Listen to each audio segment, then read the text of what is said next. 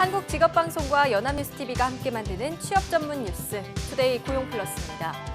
네, 첨예한 대립으로 합의점을 찾지 못하던 내년도 최저임금이 시간당 6,470원으로 결정됐습니다. 최저임금위원회는 16일 새벽 정부 세종청사에서 13차 전원회의를 마치고 내년도 최저임금을 올해보다 7.3% 오른 6,470원으로 정한다고 발표했습니다. 올해 시간당 최저임금은 6,030원으로 그간 경영계는 동결을, 노동계는 만원으로의 인상을 주장하며 양측이 극렬히 대립했습니다. 결국 더 이상 협상이 어렵다고 판단한 공익위원들이 최저임금 인상안의 하한선 6,253원, 상한선 6,838원의 심의 촉진 구간을 제시한 결과 이 중간값에 가깝게 결정됐습니다. 내년도 최저임금이 6,470원으로 결정됐지만 실제로 적용받지 못할 근로자가 260만 명이 넘을 것으로 조사됐습니다. 위반 업주에 대한 솜방망이 처벌 때문인데 최저임금 인상만큼이나 실효성이 중요하다는 목소리가 나오고 있습니다. 배삼진 기자입니다. 내년도 최저임금이 올해보다 440원, 7.3% 오른 6,470원으로 책정됐습니다. 노동계가 요구한 만원에 턱없이 못 미치는 수치지만 문제는 최저임금이 올라도 이를 적용받지 못하는 근로자가 7명 가운데 1명꼴인 263만 7천 명에 달한다는 겁니다. 지난해보다 30만 명 늘었는데 청년 실업 급증과 조선 구조조정 등으로 저소득 근로자들의 임금 여건이 더 나빠진 영향입니다. 특히 25세에서 54세 근로자 중 최저임금을 못 받는 근로자는 5에서 10% 수준에 불과하지만 25세 미만은 무려 28.5%가 최저임금 미달 근로자였습니다. 학력별로 보면 중졸 이하 근로자보다 대학 재학 중이거나 휴학 중인 근로자의 최저임금을 못 받는 비율이 높아 아르바이트 대학생이 최대 피해자로 드러났습니다. 최저임금법을 어기면 사업주는 3년 이하의 징역 또는 2천만 원 이하의 벌금에 처하고 최저임금을 근로자에게 알리지 않은 사업주는 100만 원 이하의 과태료에 처합니다. 문제는 해마다 적발 건수는 늘고 있지만 실제 처벌률은 0.2%에 그친다는 점입니다. 단속에 걸리더라도 밀린 임금만 주면 처벌을 면하기 때문입니다. 최저임금 인상만큼이나 실효성이 중요하다는 점을 시사하는 대목으로 정부는 최저임금법 위반 시 즉시 2천만 원 이하의 과태료를 부과하는 쪽으로 법 개정을 추진해 최저임금 미지급 예방에 나선다는 방침입니다. 연합뉴스TV 배삼진입니다. 구조조정과 브렉시트 등 대내외 악재 속에 경기 부양을 위해 추진된 추가 경정 예산 편성안이 다음 주에 윤곽을 드러냅니다. 10조 원대 규모로 알려진 이번 추경안은 조선업 구조조정 지원과 청년 일자리 창출에 초점이 맞춰질 전망입니다. 이승국 기자입니다. 10조에서 11조 원 규모가 될 것으로 알려진 이번 추경 예산은 지방교부금과 국채 상환 금액 등을 빼면 최대 5조 6천억 원 정도가 순수 경기 부양 목적으로 사용될 전망입니다. 금융위기 여파가 한창이던 2009년 이후 가장 큰 규모입니다. 정부는 이번 추경의 키워드는 조선업 구조조정 지원과 일자리 창출이라고 강조했습니다. 중소조선소의 일감을 늘리기 위해 어업 지도선과 경비선 등 관공선 발주를 앞당기는 한편 조선업 연구개발 예산도 편성할 것으로 알려졌습니다. 또 실직 위험에 있는 근로자들의 전직과 재취업을 위해 직업훈련과 취업 알선 지원을 확대하기로 했습니다. 이와 함께 청년 일자리 창출 예산과 창업 지원 예산도 편성될 전망입니다. 지역 편중 논란을 빚은 사회간접자본 SOC 예산은 포함되지 않을 것으로 전해졌습니다. 정부는 추경안을 오는 25일쯤 국회에 제출할 예정이며 늦어도 다음 달 초까지 통과를 목표로 하고 있습니다. 추경은 이게 정말 타이밍이 중요한데 늦으면 늦을수록 본 예산과 차별점도 없고 그렇기 때문에 빨리 해야 된다는 말씀을 다시 한번 드립니다. 하지만 야당에서 요구하는 만 3세에서 5세까지의 무상보육인 누리과정 예산은 포함되지 않을 것으로 알려져 국회 논의 과정에서 진통이 예상됩니다. 연합뉴스TV 이승국입니다. 국민연금이 대우조선해양 투자로 2천억 원 넘는 손실을 입었다는 분석이 제기됐습니다. 국회 보건복지위원회 소속 더불어민주당 정춘숙 의원은 국민연금의 제출 자료 분석 결과 국민연금이 2013년부터 대우조선 주식과 채권에 1조 5,542억 원을 투자해 2,412억 원의 손실을 본 것으로 집계됐다고 밝혔습니다. 손실의 대부분은 대우조선의 분식회계가 알려진 작년 6월 이후 보유 주식을 줄이는 과정에서 입은 것으로 파악됐습니다.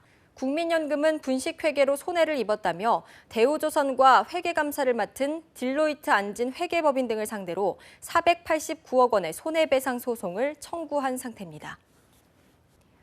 자구안 이행에 속도를 내도 시원치 않은 마당에 조선업계가 파업의 소용돌이에 빠져들면서 우려를 자아내고 있습니다. 일부 수주 성과마저 빛이 바래고 있는데요. 파업을 바라보는 국민의 시선 또한 곱지 않습니다. 남현우 기자입니다. 대우조선해양과 삼성중공업에 이어 현대중공업 노조까지 파업에 돌입하기로 하면서 조선 3사의 자구계획안 이행에 빨간불이 켜졌습니다. 현대중공업 노조는 오는 19일 3시간, 20일 4시간, 22일에는 7시간 분 파업을 벌입니다. 특히 20일에는 현대자동차 노조와 23년 만에 동시 파업을 벌일 계획입니다. 또 당일 조선 빅3 등 8개 노조가 소속된 조선업종 노조연대도 공동 파업을 예고하면서 조선업계의 하투가 본격화하는 양상입니다. 이들 회사는 노조와의 대화 채널을 열어놓고 파업 자제를 요청하고 있지만 노조 측은 구조조정안 철회를 주장하며 강경한 입장인 것으로 알려졌습니다. 조선업계 파업이 그나마 남아있는 선박의 납기 지연은 물론 철강업종 등 관련 업계에도 타격을 줄 수 있다는 우려의 목소리가 나옵니다. 타 업종에 비해 그동안 고액의 연봉을 받아온 이들 노조의 파업 행보에 외부의 시선은 곱지 않습니다.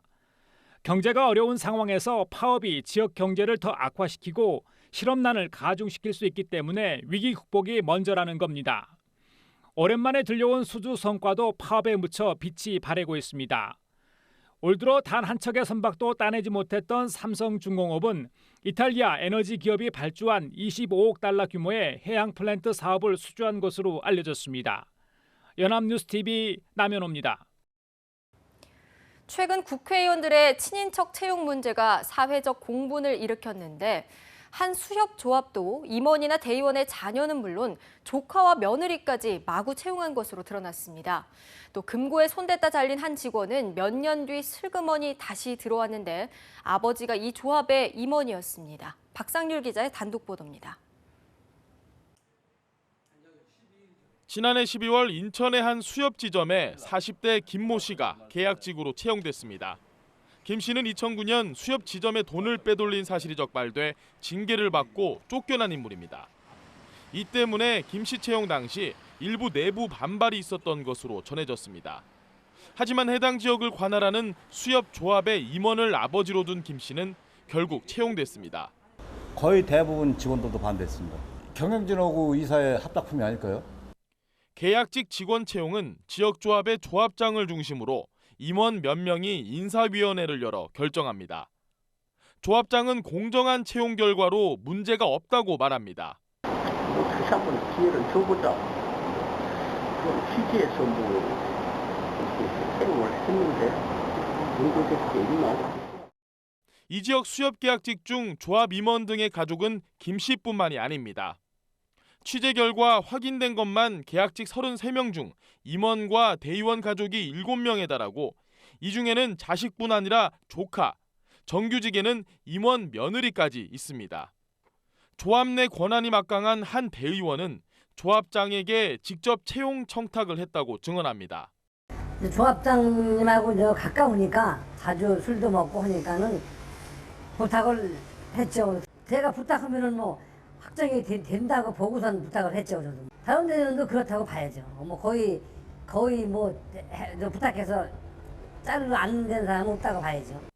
채용을 담당하는 조합 측은 직원들의 가족 현황을 요구하자 잘 모르겠다며 공개를 거부했습니다. 연합뉴스TV 박상률입니다. 최근 주요 기업들이 임직원들의 스트레스 해소를 위해 다양한 프로그램을 운영하고 있습니다. 마음의 짐을 덜고 상쾌한 기분으로 일해야 좋은 성과를 올릴 수 있다는 겁니다. 김종성 기자가 취재했습니다. 한 남성이 심리상담사와 대화 중입니다. 현대모비스의 심리상담실 힐링샘으로 정규직 전문 심리상담사 2명이 심리 테스트는 물론 업무와 대인관계, 가정 등 다양한 상담을 해주고 있습니다. 지방사업장에는 출장 상담 서비스로, 해외 주재원들은 화상통화로 마음의 상처를 달래주고 있습니다. 평소에 달리 방법이 없어서 퇴근 후 직장 동료들하고 좀 어울리는 편이고요. 가끔 누군가한테 좀 털어놓고 싶었는데 이런 프로그램이 있어서 제 얘기를 그냥 나누는 것만으로도 많이 큰 도움이 된 거, 스트레스도 많이 없어진 것 같습니다. 직장인들에게 스트레스 해소법을 물었더니 음주나 게임, 폭식이라는 답변이 많았습니다. 사원들의 스트레스 관리가 중요한 위기 관리 대책이라고 믿는 기업들은 서둘러 대책 마련에 나섰습니다. 평일 오후 회사 로비에서 행위예술가들이 공연을 펼치고 있습니다. LG전자의 아트다방 프로그램입니다. 매월 2회 공연, 미술 예술인을 초청해 교류를 갖는 행사로 이 역시 직원 심리 안정을 위해 마련됐습니다. 그러니까 임직원분들의 어떤 정신적인 스트레스 내지는 어떤 좀 자기를 찾는 다른 사람들이랑 와서 같이 이렇게 협업을 했을 때 굉장히 그 새로운 시너지가 나올 수 있기 때문에 삼성전자도 심리학 석사 학위자를 비롯해 상담, 임상심리사를 채용하는 등 직원들의 마음의 병을 달래려는 기업들이 늘고 있습니다. 연합뉴스TV 김종상입니다.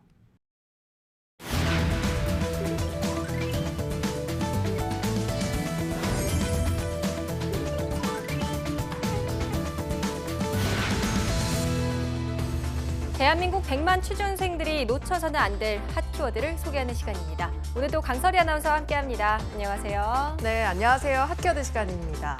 오늘의 핫 키워드는요, 요즘 핫한 망원 시리즈 중 하나로 시작해볼까 합니다. 최근 공직자들의 신중하지 못한 발언이 연일 도마 위에 오르고 있는데요. 특히 얼마 전에는 수백만 청년들을 분노로 들끓게 한 발언이 있었죠. 대학생들은 빚이 있어야 파이팅한다. 바로 안양옥 한국장학재단 이사장의 발언입니다. 박송희 아나운서도 아시죠? 네, 들어봤습니다. 뒤늦게 해명이 있기는 했지만 이미 사회에 나올 때부터 빚을 짊어진 청년들이 많다는 현실을 감안할 때는 정말로 힘이 쭉 빠지는 발언이었어요. 네, 맞습니다. 또 최근 신조어 중에는 청년 실신이라는 말도 있는데요. 청년 실신. 청년 상당수는 실직 상태로 대출을 받았다가 신용 불량자가 된다는 뜻입니다.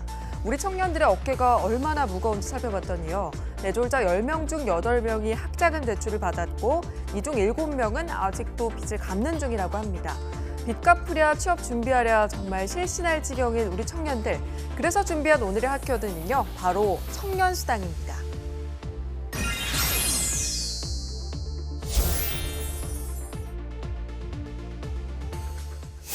직장인들이 받는 야근 수당이나 휴일 수당은 익숙한데요. 청년들이 받는 수당이라는 건 어떤 건가요? 네, 청년 수당은요. 취업을 준비하는 청년들에게 구직 활동을 위한 비용을 지원하는 제도입니다.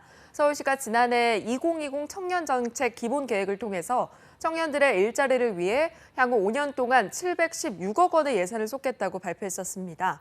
이 중 청년 수당으로 올해 90억 원을 활용할 계획이라고 하는데요. 총 3,000명이 매월 50만 원씩 최장 6개월 동안 1인당 최대 300만 원씩을 지원받게 됩니다. 네, 우리 청년들은 매달 학자금 대출 상환에 학원비에 면접 준비 비용도 만만치가 않잖아요. 매달 50만 원 지원받는다면 청년들의 숨통이 조금은 트일 것 같은데요. 그렇다면 이 서울시의 청년 수당 지원 자격은 어떻게 되죠? 네, 먼저 지원 대상이 되려면 몇 가지 조건을 충족해야 하는데요. 우선 만 19세에서 29세에 해당하는 청년이어야 하고요. 당연히 서울 시민이어야겠죠. 전입신고일 기준 최소 1년 이상 서울에 살아야 합니다. 그리고 주 근무 시간이 30시간 미만이어야 하고요. 그 이유는 이 지원 정책이 취업을 포기한 니트족, 졸업 유예자, 알바생 등 이 노동시장에서 소외된 사회 밖 청년을 위해서 만들어졌기 때문입니다. 이 같은 조건에 해당할 경우에 장기 미취업자, 저소득층 청년이 우선 선발이 된다고 합니다. 네, 설명을 듣다 보니까요. 올해 1월에 전국 최초로 도입된 성남시의 청년 배당이 떠오르는데요. 네. 시행 전부터 큰 화제였죠. 서울시의 청년 수당과 성남시의 청년 배당, 그렇다면 어떻게 다를까요? 네, 이 서울시와 성남시 모두 청년들의 생활을 보장하기 위해서 돈을 지급한다는 점에서는 기본적으로 같습니다. 하지만 자세히 들여다보면 색깔이 좀 다릅니다. 우선 성남시의 청년 배당은요, 성남시 거주 청년이라면 누구나 조건 없이 지원하는 보편적 복지 정책인데요. 반면에 서울시는 소득이나 취업 여부 등을 고려한 선별적 복지 정책입니다. 성남시는 활동비를 상품권으로 지급하지만 서울시는 현금으로 지급한다는 점도 다릅니다. 네, 성남시의 경우에요. 상품권이 현금으로 거래되거나 심지어 유흥업소에서 사용될 수 있다는 논란에 휩싸이기도 했었는데요. 심지어 현금으로 지급한다면 이런 우려가 더 커질 것 같은데 어떻습니까? 네, 그렇지 않아도 이런 우려 때문에 서울시는 당초에 체크카드로 활동비를 지급할 걸 검토하기로 했었습니다. 결국 청년들의 자율성 보장을 위해서 현금 지급하기로 결론을 내렸는데요. 대신 지원자에게 취업과 창업을 위해서 지원비를 어떻게 사용할 것인지 활동 계획서를 제출하도록 하고요. 매달 활동 결과 보고서와 함께 지출 내역을 받아서 사실 확인을 할 계획이라고 합니다. 네, 서울시에 거주하는 청년들에게는 귀가 쫑긋해질 만한 정보인 것 같은데요. 아직 지원할 수 있는 기회가 열려 있을까요? 네, 안타깝게도요. 첫 번째 모집이 지난주 금요일인 15일에 마감이 됐습니다. 서울시는 지난 4일부터 15일까지 청년 수당 신청자를 모집했는데요. 모집 인원의 2배가 넘는 6천여 명이 지원해서 아주 폭발적인 반응을 보였다고 합니다. 특히 마지막 날인 15일은 신청자가 집중되면서 서버가 다운되기도 했다고 하는데요. 아쉽게 기회를 놓친 분들은 다음 신청 기간을 노려봐야 할 것 같습니다. 하지만 또 다른 유익한 정보가 있습니다. 희망 2배 청년 통장, 희망 플러스 통장, 일하는 청년 통장, 청년 내일 채움 공고. 참 많죠? 바로 골라 쓰는 재미가 있는 청년 통장입니다. 네, 정말 길게 말씀하신 만큼 종류가 많은데요. 청년들이 절대 놓치면 안 될 고급 정보인 것 같습니다. 시청자 여러분, 지금 메모 바로 부탁드리겠습니다. 자, 그럼 하나씩 어떤 건지 살펴볼까요? 네, 먼저 서울시가 운영하는 희망 2배 청년 통장을 살펴보겠습니다. 이 통장은 매달 본인 저축액에 서울시와 민간 후원금으로 50%의 근로장려금을 적립해주는 방식입니다. 만약에 월 10만 원을 3년 동안 저축한다면 만기 때는 원금 360만 원에 50%인 180만 원을 추가로 찾을 수 있는 거죠. 더 놀라운 점은요, 여기에 이자가 별도로 붙는다는 사실입니다. 네, 돈을 넣으면 50%가 저절로 불어나는 통장이라고 하니까요. 당장 저라도 지원을 하고 싶습니다. 자, 그렇다면 제일 중요한 지원 자격 어떤 건지 알려주시죠. 네, 지원 자격은요. 만 18세에서 34세 서울시 청년을 대상으로 하고요. 공고일을 기준으로 최근 1년 동안 6개월 이상 일한 경력이 있어야만 자격이 주어집니다. 본인 소득이 월 200만 원 이하이면서 부양 의무자가 있는 경우에는 기준 중위소득 80% 이하인 경우에 신청할 수 있습니다. 다음 달 초부터 하반기 가입자 500여 명을 모집한다고 하니까요. 꼭 놓치지 마시길 바랍니다.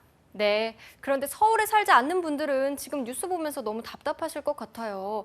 다른 지역 청년들도 개설할 수 있는 통장 혹시 있을까요? 네, 있습니다. 경기도에 거주하는 청년들이라면요. 일하는 청년 통장을 추천해 드립니다. 청년에게 3년 동안 1,000만 원을 만들어주는 목돈 프로젝트인데요. 청년이 일을 하면서 매달 10만 원씩 저축을 하면 원금 360만 원에 경기도와 민간 지원금으로 이자가 붙어서 3년 뒤에는 1,000만 원이 적립되는 제도입니다. 배보다 배꼽이 더 큰 셈법인 거죠. 자격은 본인 또는 가구 전체 총소득이 중위소득 80% 이하인 경우에 해당되는데요. 제조나 생산직 근로자이거나 주 40시간 이상 근로자라면 소득 범위가 상향 적용될 수 있다고 하니까요. 꼼꼼하게 알아보시면 좋을 것 같습니다. 네, 자 보통 배보다 배꼽이 크다 이러면 부정적인 의미로 보통 쓰이는데요. 이렇게 듣기 좋은 건 또 처음인 것 같습니다. 자, 요즘 통장에 저축을 해도 정말 이자가 쥐꼬리만큼도 안 붙거든요. 저금리 시대에 이렇게 파격적인 통장이라고 하니까요. 정말 청년들에게 인기가 대단할 것 같은데요. 네, 그렇습니다. 놀라울 게요. 첫 신청 기간 동안 500명 모집에 무려 3,019명이 신청해서 경쟁률이 6대 1을 넘었다고 합니다. 이처럼 뜨거운 인기에 부응해서 경기도에서는 내년 지원 대상을 올해 10배인 5,000명 수준으로 늘린다고 합니다. 내년 모집 기간은 아직 발표되지 않았으니까요. 틈틈이 꼭 검색해 보시길 바랍니다. 네, 마지막으로 정부가 주도하는 청년 내일 채움 공제입니다. 정규직으로 전환할 예정에 있는 만 34세 이하의 청년 인턴 참여자를 대상으로 하는데요.